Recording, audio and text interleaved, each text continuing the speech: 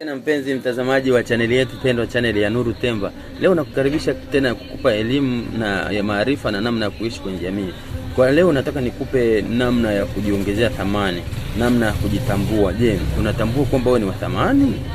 Kama unataka kujua wewe ni wa thamani, angalia watu wanavyokuchukulia. Jiangalie wewe mwenyewe.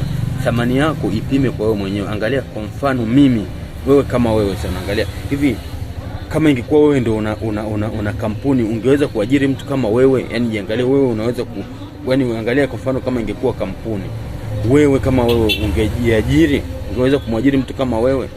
Angalia thamani yako. Kama unaona thamani yako inakufanya wewe uwe mtu muhimu ambaye unaweza kuajiriwa kwenye kampuni au kujiajiri, unajiangalia wewe, je, ingekuwa mimi ningeweza kuajiri mtu kama mimi? Yani wewe ungeweza kujiajiri, ukiangalia thamani yako unaweza kujiajiri. Sasa hilo ni muhimu sana. Jilinde, jiheshimu, pandisha thamani yako, jiweke hadhi ya juu ili hata wanaokutaka kukupa kazi waone wewe ni mtu wa thamani. Na jiangalie wewe, je, ungekuwa wewe ndio mwenye kampuni, unaweza kujiajiri? Thamani yako inafaa kuajiriwa?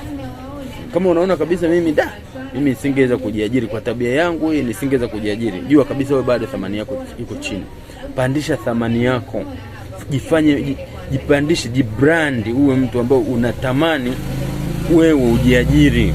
Unatamani mtu fulani angekuajiri, ungeipandisha kampuni yake kwenda kimataifa au kwenda juu zaidi. Hakikisha hilo. Yani wewe ungeweza kujiajiri wewe kama wewe? Hebu jitathmini, pandisha thamani yako. Ukipandisha thamani yako, unakuwa umejibrand, unakuwa hata wewe mwenyewe ukifanya kitu chako kinakuwa cha hali ya juu, kwa sababu thamani yako ni kubwa.